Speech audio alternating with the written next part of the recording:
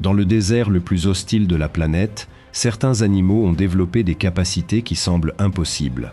Un prédateur est capable de retrouver une proie cachée sous plusieurs centimètres de sable sans même la voir. Un autre peut survivre pendant des semaines dans un endroit où l'eau est presque inexistante. Et certains sortent uniquement lorsque le soleil disparaît, car quelques minutes d'exposition peuvent devenir mortelles. Ici, la chaleur dépasse les 50 degrés, les nuits deviennent glaciales, et chaque erreur peut signifier la mort. Pourtant, 8 prédateurs ont réussi à transformer cet enfer de sable en territoire de chasse. Aujourd'hui, découvrez les animaux les plus redoutables du désert du Sahara. Des créatures façonnées par des millions d'années de survie, dont certaines capacités semblent venir d'un autre monde. Commençons. Numéro 8. Le chacal doré. Dans le Sahara, presque tout le monde chasse la nuit. Le chacal doré, lui, chasse quand il le faut. Jour, nuit, peu importe. C'est cette flexibilité qui en fait l'un des prédateurs les plus efficaces du désert. Il pèse entre 7 et 15 kilos. Petit pour un prédateur. Mais ce n'est pas sa force qui compte, c'est son endurance. Il peut poursuivre une proie sur plusieurs kilomètres sans s'arrêter, épuisant des animaux plus rapides que lui sur courte distance. Il mange tout. Rongeurs, lézards, insectes, fruits, charognes, oiseaux. Dans un environnement où la nourriture est rare et imprévisible, cette capacité à s'adapter est une arme en elle-même. Il chasse souvent en couple. Les deux partenaires se coordonnent pour encercler une proie ou distraire une mère pendant que l'autre s'approche des petits. Ce qui est moins connu, c'est sa communication. Il utilise des séquences de vocalisation précises pour coordonner la chasse avec son partenaire, différentes selon la situation. Au Sahara, il occupe les zones de transition entre le désert et la savane, là où les ressources sont légèrement plus accessibles. Un prédateur discret, efficace, et presque jamais mentionné quand on parle du Sahara. 7. Le fennec. 2 choses frappent immédiatement. Les oreilles, jusqu'à 15 cm, sur un animal qui pèse moins d'1,5 kg. Ce n'est pas esthétique, c'est fonctionnel. Ses oreilles captent les sons produits par les proies sous le sable. Un scarabée qui se déplace, une larve qui creuse, une gerboise enfouie à plusieurs centimètres de profondeur. Le fennec l'entend, il creuse, il mange. C'est le plus petit canidé du monde. Mais dans le Sahara, la taille n'est pas un désavantage. Elle est une économie. Moins de masse corporelle signifie moins de besoins en eau, moins de nourriture nécessaire, moins de chaleur accumulée. Ses pattes sont recouvertes de poils épais qui l'isolent du sable brûlant et lui donnent une adhérence sur les surfaces meubles, comme des raquettes naturelles. Il ne boit presque jamais. Toute l'eau dont il a besoin vient de ses proies. La nuit, il peut parcourir jusqu'à 10 km en chasse. Pour un animal de cette taille, c'est considérable. Il vit en groupes familiaux, partage son terrier et communique par une gamme de sons étendus. Dans le Sahara, il est partout, et presque personne ne le voit jamais. Numéro 6. Le caracal. Ses oreilles se terminent par une touffe de poils noirs qui pointent vers le haut. Ce n'est pas décoratif. Ces touffes amplifient les sons et lui permettent de localiser une proie avec une précision inhabituelle, même dans le vent du désert. Le caracal pèse entre 8 et 18 kilos. C'est un félin de taille moyenne. Mais ses pattes arrière sont disproportionnellement musclées, construites pour une détente explosive. Il peut sauter jusqu'à 3 mètres en hauteur pour attraper un oiseau en plein vol. Ce n'est pas une exception. C'est une technique de chasse documentée, répétée, maîtrisée. Dans le Sahara, il chasse principalement la nuit. Rongeurs, lézards, petits antilopes, oiseaux. Sa vitesse de sprint atteint 80 km/h sur courte distance, ce qui lui permet d'intercepter des proies rapides avant qu'elles atteignent un abri. Sa technique principale repose sur l'approche silencieuse. Il se rapproche au maximum avant de déclencher l'attaque. Pas de longue poursuite, une explosion de vitesse sur les derniers mètres. Ce qui le distingue des autres félins du désert, c'est sa capacité à survivre sans eau libre pendant de longues périodes. Il extrait toute l'hydratation nécessaire depuis ses proies, exactement comme le fennec, mais à une échelle bien plus grande. Solitaire, territorial, rarement observé. Dans le Sahara, le caracal est présent mais invisible. Ce qui, pour un prédateur, est exactement ce qu'il faut être. Numéro 5. La vipère à cornes. 2 petites cornes au-dessus des yeux. Personne ne sait exactement à quoi elles servent. Réduire le reflet du soleil. Canaliser le sable. Reconnaissance entre individus. Les hypothèses existent, aucune n'est confirmée. Ce qu'on sait avec certitude, c'est ce que son venin fait. Hémotoxique. Il détruit les globules rouges, perturbe la coagulation, provoque des hémorragies internes. Sans traitement, une morsure grave peut être fatale. Dans les régions isolées du Sahara, l'accès à un antivenin n'est jamais garanti. Elle mesure entre 30 et 60 cm. Couleur sable. Pratiquement invisible sur le sol du désert. Elle se déplace en ondulation latérale, une technique appelée locomotion, en accordéon, qui lui permet d'avancer efficacement sur le sable meuble sans s'enfoncer. Pour chasser, elle s'enterre partiellement dans le sable, ne laissant dépasser que les yeux et les cornes. Elle attend. Un lézard passe. Elle frappe. Le mouvement est tellement rapide qu'il est imperceptible à l'œil nu. Elle est active principalement la nuit, quand les températures descendent et que les rongeurs et lézards du désert sortent de leurs abris.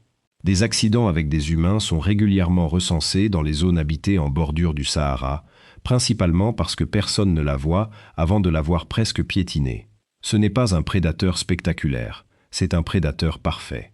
Numéro 4. L'aigle impérial oriental. Il voit ce que vous ne voyez pas. À plusieurs centaines de mètres d'altitude, il identifie un rongeur qui se déplace au sol. La acuité visuelle des aigles est estimée entre 4 et 8 fois supérieure à celle de l'être humain. Pour l'aigle impérial oriental, cette capacité est son principal outil de chasse au-dessus des étendues ouvertes du Sahara. Il pèse entre 2,5 et 4,5 kg. Son envergure atteint jusqu'à 2,15 mètres. Dans les airs, il utilise les courants thermiques chauds générés par le sable surchauffé pour planer sans effort pendant de longues périodes, économisant son énergie jusqu'au moment de frapper. Il chasse principalement des rongeurs, des lézards, des lapins et occasionnellement de petits oiseaux. Son attaque est un piqué contrôlé, serre en avant, qui se termine par un impact précis sur la proie. Ce qui est moins connu, c'est son statut. L'aigle impérial oriental est une espèce vulnérable selon l'UICN. Les populations qui traversent ou hivernent dans les zones sahariennes sont en déclin, principalement à cause de la perte d'habitat et des lignes électriques qui causent des électrocutions accidentelles. Un prédateur du ciel qui domine visuellement tout ce qui se passe en dessous. Dans le désert, où rien ne se cache facilement, c'est un avantage décisif. Numéro 3. La hyène rayée. Elle arrive après la mort. Ou du moins, c'est ce qu'on croit. La hyène rayée a une réputation de charognard opportuniste. Cette réputation est partiellement méritée, mais elle est incomplète. Elle chasse activement des rongeurs, des lièvres, des insectes, des reptiles. Dans les zones où les proies sont rares, elle adapte son régime à ce qui est disponible. C'est précisément cette flexibilité alimentaire qui lui permet de survivre dans le Sahara quand d'autres prédateurs plus spécialisés peinent à trouver de la nourriture. Elle pèse entre 25 et 55 kilos. Ses mâchoires sont parmi les plus puissantes des carnivores de sa taille, capables de broyer des os que d'autres animaux abandonnent. Cette capacité lui permet d'exploiter des carcasses jusqu'au dernier morceau, extrayant une nutrition que personne d'autre ne peut atteindre. Contrairement à la hyène tachetée d'Afrique de l'Est, la hyène rayée est solitaire. Elle ne chasse pas en groupe.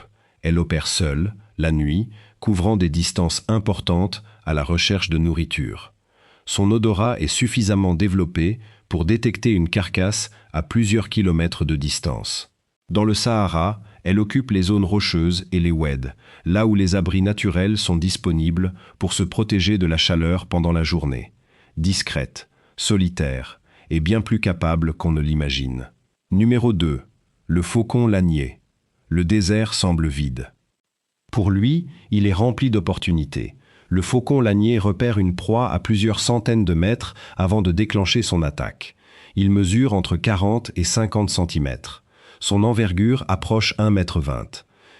Construit pour la vitesse, il combine de longues ailes puissantes à une agilité exceptionnelle, ce qui lui permet de poursuivre des oiseaux en plein vol aussi facilement que des rongeurs au sol. Contrairement aux grands aigles, il ne dépend pas uniquement de la hauteur.